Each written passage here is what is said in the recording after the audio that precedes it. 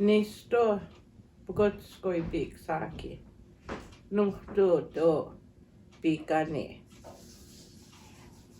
My name is Linda Yellowface, and I'm from the Pagan Reserve. Just a little background. Our people hunted, up the pass before there was a Crow's Nest Pass. They hunted in the mountains, fished, and our people would go up in that area certain times of the year to gather plants, roots for medicine. And nowadays, with our ceremonies, we gather our paint from up in that area, and also what we call the sweet pine that we use to smudge with. So we have a real deep connection with the mountain and with the rivers, that the plant life, and in our culture, traditionally, we honored them. For us, all the plants and animals have a spirit too, even the rocks and the ground, and we had a connection, a strong connection with the land. And whenever we take anything, I'll give an example, when we went to get paint, we would have a ceremony, a small one, but we would pray that the spirits of the rocks, they would release that paint, the product, to us for our use. So it means a lot to us, and we wouldn't have that paint to begin with if the spirit of the rocks did not release it to us. And when we were young, we were taught to respect the land and the trees and animals. Our people hunted, but only what they were going to consume. It wasn't for sport. That's a big difference between our people and others. It hurts me when I see any development that destroys, the land at the cost of destroying, nature. I have a problem with that, and trying to find the balance, So with my children and my grandchildren, I've taught them to respect nature. I always tell them, respect Mother Earth. What reconciliation means to me, I guess I appreciate that our government has recognized a certain day for reconciliation. But for many people, I'm not sure that it's just a word. To me, what reconciliation means is doing something to make up for all the wrong that's been done to our people, specifically Bikani.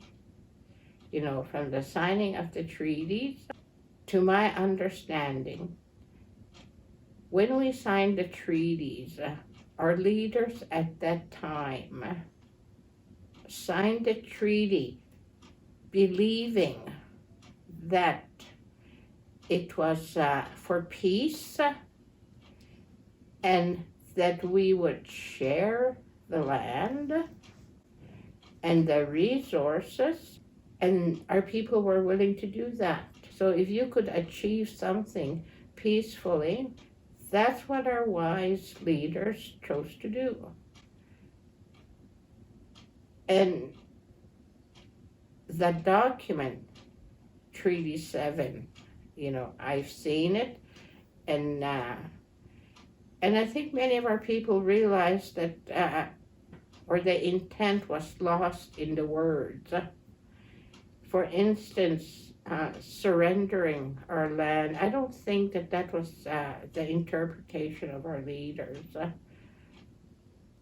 From what I can gather, just listening to my parents over the years, my grandfather, who spoke on it, extensively, I don't think that was the intent of our leaders in 1877 when they signed the treaty.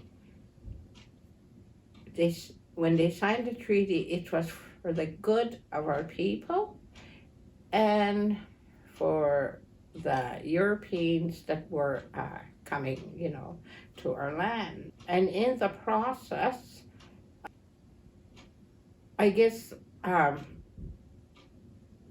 some very negative things happened with our people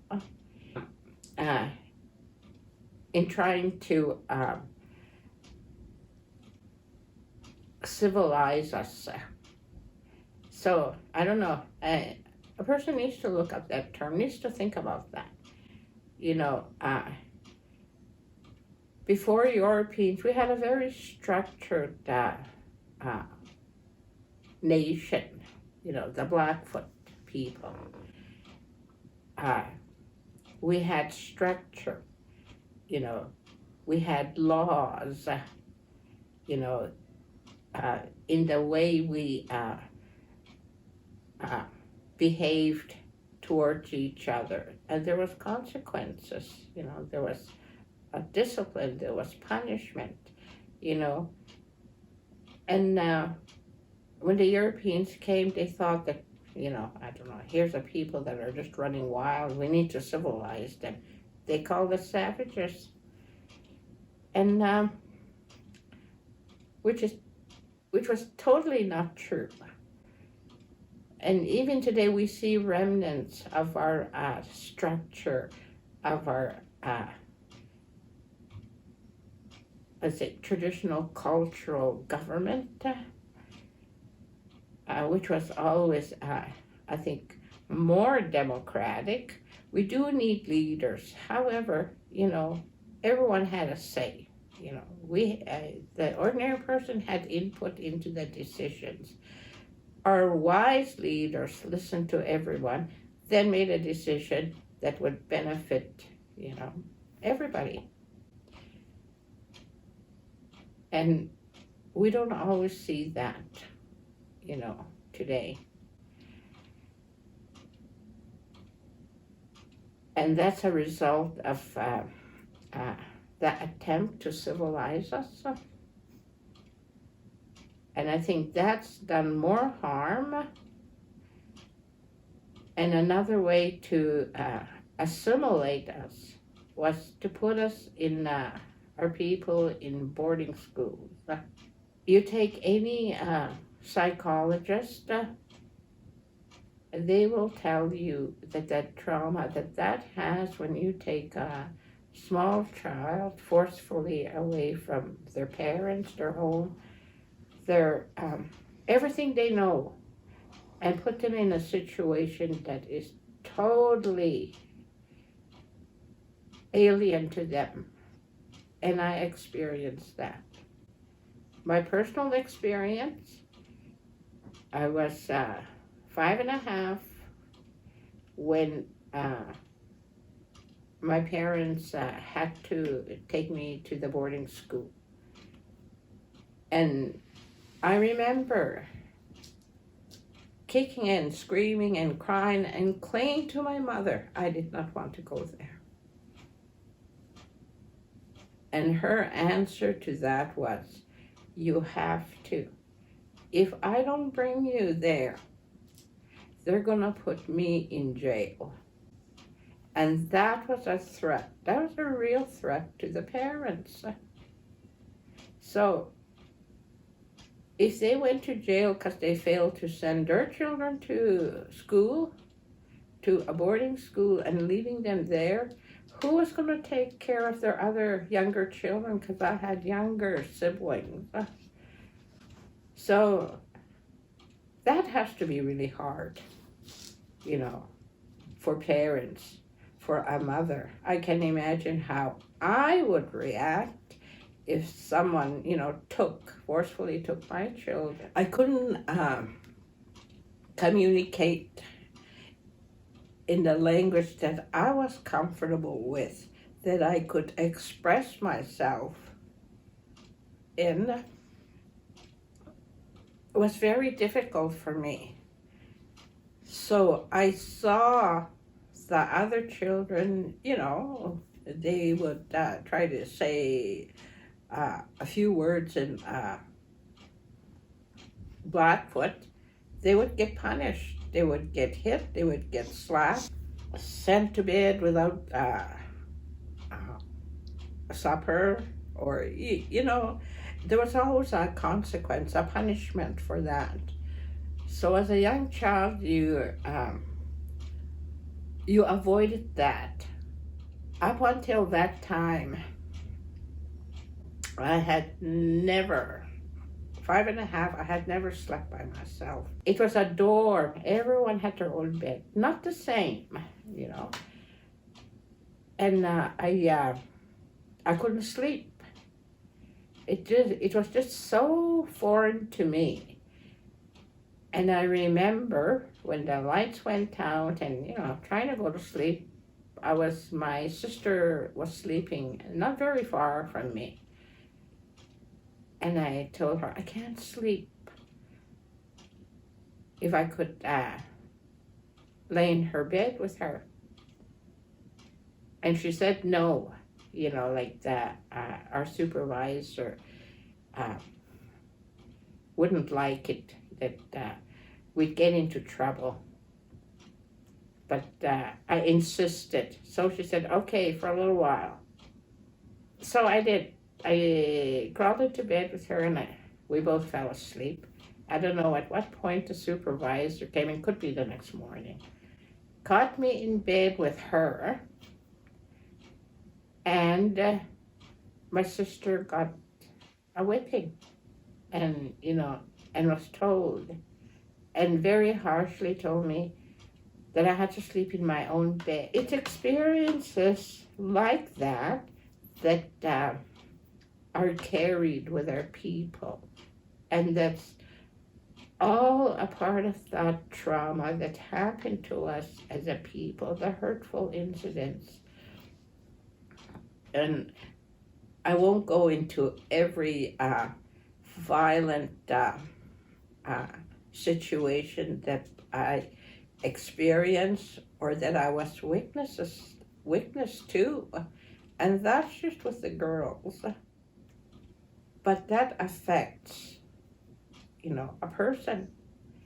And we know today that trauma that young children see, who see violence,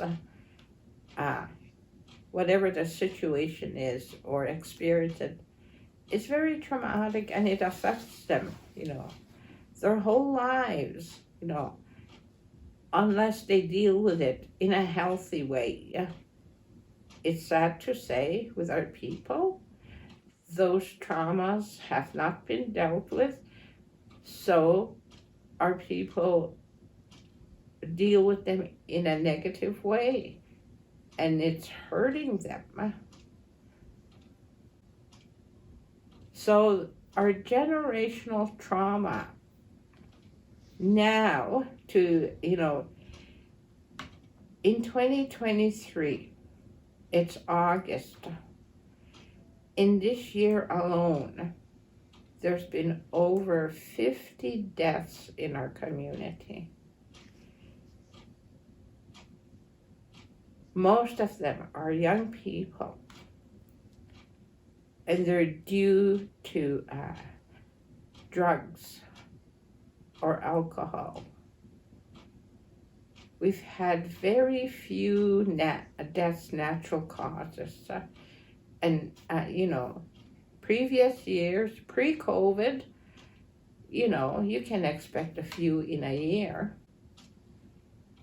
But today, this year, and this has been happening over the past 3 years, I would say since COVID, But what is happening today in Biganin is a culmination of all the years of trauma that we have experienced as a people. And it is coming out in this way. It's being dealt with in this way, which tells me if our young people are turning to drugs and alcohol or other substances they know is not good for them, it's because they've lost hope. So, if our government and the people out there in society are truly serious about reconciliation, then we all need to address that and get together and figure out a way to give that hope back to our young people, that they can have a good future and help them get through over these addictions. Otherwise